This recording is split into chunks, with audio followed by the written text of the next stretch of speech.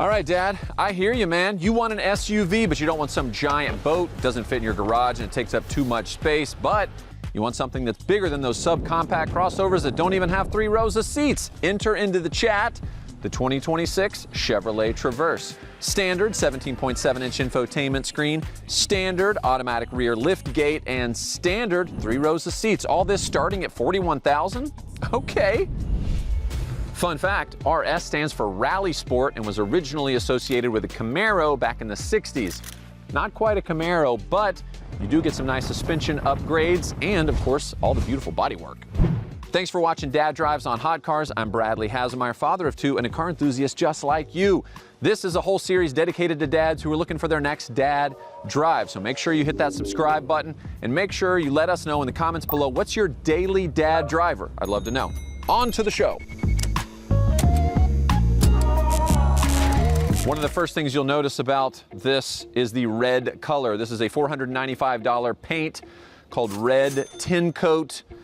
It's beautiful. I've had a lot of people compliment me just on the color. They love the color alone. So I think that's probably a worthy upgrade.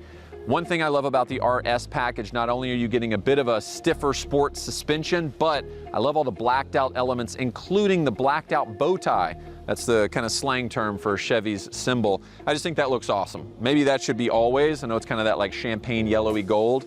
May all of your pain be champagne. But you get this nice gloss blacked out grille as well. And some nice style elements around the side, including black gloss mirror caps. These gorgeous black gloss 22-inch wheels. Come on, 22-inch wheels on your family car? You're living a good life. The gloss continues around all the way to the back with this nice big glossy area back here. I've been seeing this more on cars where there's kind of like a dark glossy area up here and then the color of the paint down here. Chevrolet's done it here. They've done it with the Tahoe as well. I've also seen it on Ford recently. You have the Traverse all-wheel drive back here. And then of course, I love the quad exhaust pipes, even though I'd argue that the 2.5-liter turbo doesn't necessarily warrant quad exhaust pipes. It doesn't quite sound like it has quad exhaust pipes, but it looks like it. That's pretty cool. It looks pretty good. The small windshield wiper here, the rear view mirror camera is back here. They've integrated that well. Nice spoiler on the top, and this is a cool little LED brake light on the back. And then you pop the trunk. Automatic lift gate is standard, like I said before. And let's get to the interior. First things you'll notice is this 17.7-inch display here. It's the infotainment system. I actually think it's a great size, even though it goes past the middle point of the car. It's angled toward the driver. I just had a Tahoe and it had that similar style, similar element to that. So I love that Chevrolet makes that toward the driver. A lot of times it'll be flat. If you didn't hear my review before this on the Tahoe, I had the IQ, which has a 55-inch screen from A-pillar to A-pillar, but the whole thing bends right in the middle. So the best seat in the house is like whoever's riding in the middle behind you, but I'm the driver. I'm not saying I'm the most important person in the car, but I should be the one in control with the controls at my hands, and Chevy's done that, so I love that. 11-inch screen in front of you, customizable. You can get into maps, full map view, toggle between your different radio stations or, you know, Sirius or whatever you're doing with your Apple CarPlay. This is a GM vehicle, but it's not an EV, so it has both Google and Apple CarPlay / Android Auto, which is great. I love that. Wireless charger, some cup holders here, little storage box right here, which is nice. Good space here in the middle in terms of having like a nice little, you know, dads need a place to stash snacks, drinks, whatever else you got that, you know, oh, a kid water bottle, throw that in here, whatever. So that's nice. That's all there. This, I was having trouble with this before. Oh, just now? I don't know. At your fingertips, Chevrolet has put all the different buttons that you want. Hard climate zone for fan speed, your defrost, which is nice because quickly you want to access that. But you do have scrollers for your temperature. I appreciate all that. What do you think about the red on the inside here? It's like fish scale, kind of carbon fibery. It's part of that red. What do they call it? Let me tell you what they officially call it. Torch red. jet black with torch red accents on the interior. We've got our heated seats. These are very comfortable. Super Cruise, this is great. I love using Super Cruise on the freeway. It's the best semi/fully autonomous driving on the market, in my opinion. That is standard on the RS and on the High Country as well. So that is a reason to spring for the High Country, or maybe add it as an option if you can. Your buttons on the left here control your all-wheel drive or your rear-wheel drive, which is nice to have those. Real quick, you've got your drive modes. You have access to all that there as well. Giant pano roof, about $1,500 for that. That's an extra on here. The mirror flips and uses the camera. That's one of those elements, the camera that's in the back that I showed you before. And let's go to the second row. All right, Dad, a couple of things you're gonna absolutely love having in the back. These doors open wide. We have an MDX as our daily driver, and the doors do not open as far as I would like. Now, they're not 90 degrees, but they open nice and wide. That's great for getting in kids, car seats, bags.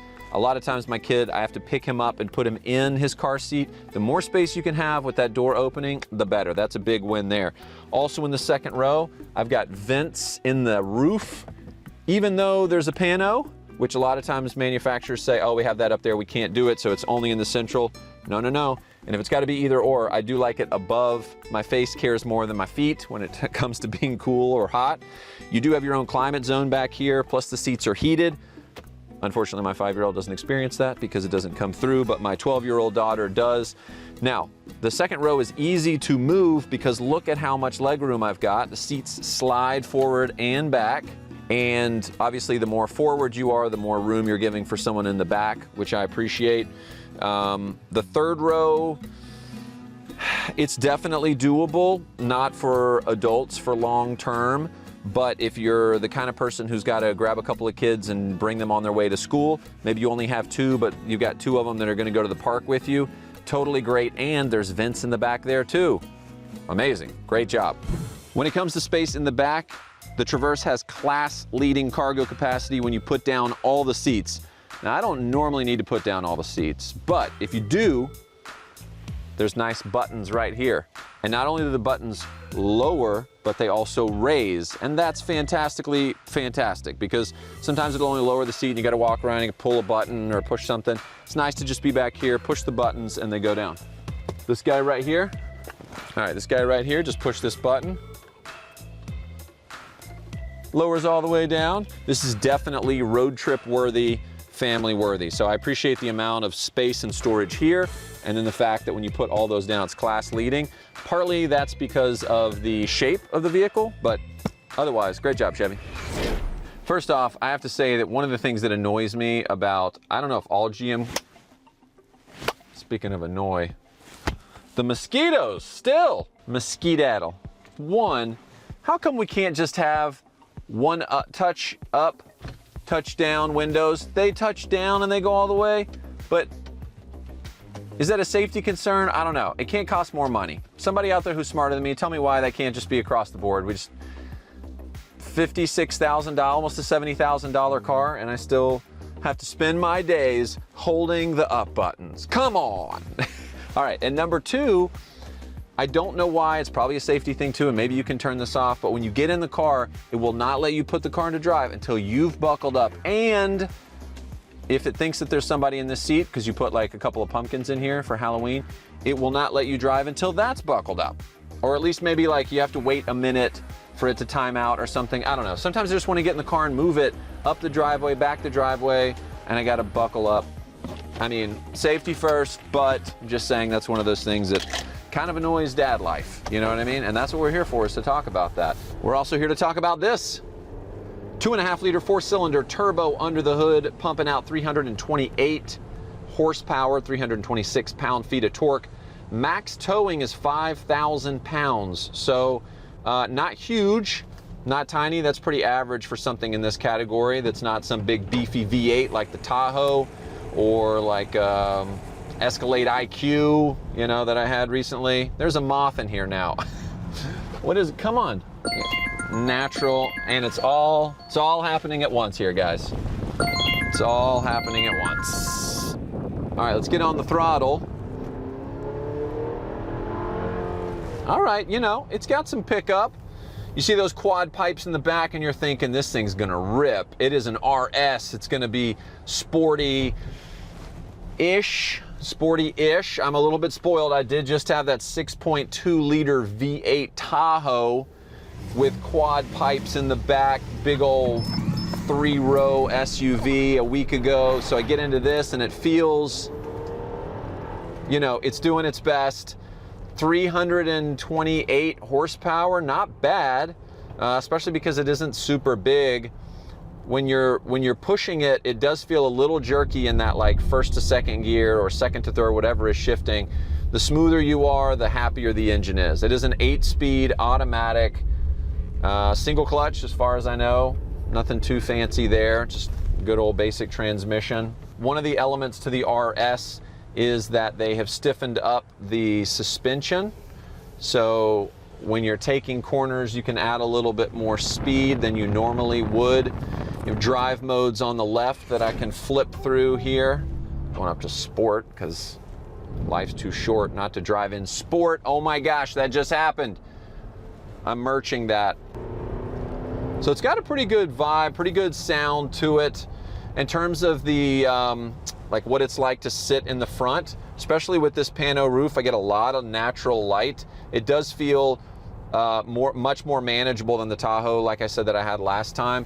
Blind spots, you know, that whatever D pillar, I guess, all the way in the back by the hatch, that's basically impossible to see around. But it feels like it's a really manageable size. You know, I am not somebody who wants like a huge, I love an Escalade, trust me, but you know, maneuvering grocery store parking lots or, you know, trying to get around. We lived in Brooklyn for a few years. Something that big would not do well. This is a great urban/suburban type of vehicle. The space on the inside is plenty if you've just got 1 or 2 kids. If you've got, you know, 2 car seats, that's okay as well.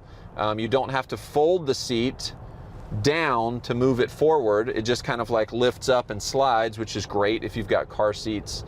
If you're grabbing a couple of kids and, you know, from the neighborhood who want to go to dance class with your daughter, just saying, maybe that's you, it's definitely me, then this is a great vehicle for that type of life.